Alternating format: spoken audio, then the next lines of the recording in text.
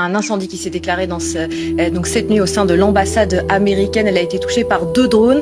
Par conséquent, l'ambassade ferme temporairement. Washington qui ordonne donc le départ de son personnel diplomatique non urgent d'Irak, de Jordanie et du Bahreïn.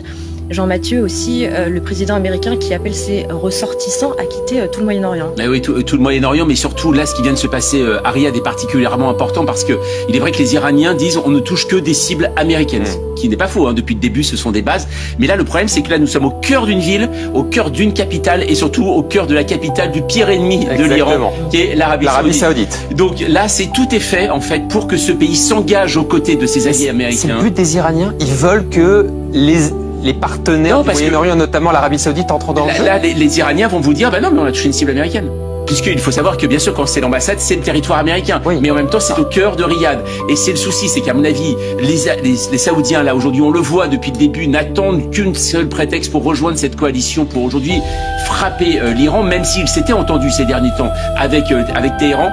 Ils l'ont dit d'ailleurs, ils ont diffusé un communiqué pour expliquer que si leurs voisins étaient touchés, s'ils avaient besoin d'aide, ils pourraient, et surtout... Donc c'est une possibilité que l'Arabie Saoudite intervienne. Et pourquoi c'est important? Parce que l'Arabie Saoudite, c'est tout simplement le seul pays dans le coin à pouvoir rivaliser avec l'Iran en termes militaires. Donc ça serait un apport très important pour les Américains et les Israéliens. C'est clair, vu les déclarations d'Emmanuel Macron, la France a pris position, n'est-ce pas, dans cette guerre.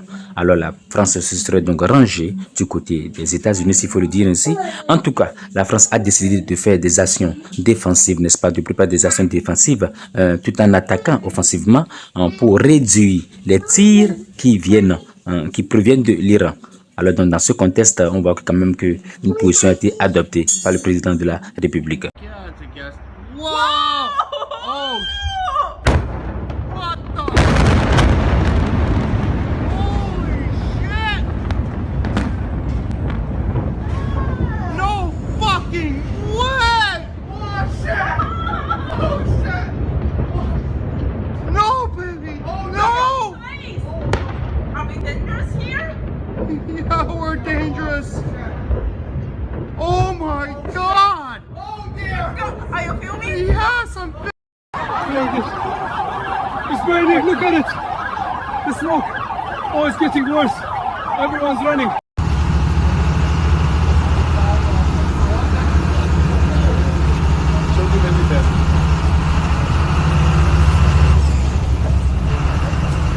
Danger हो गया यार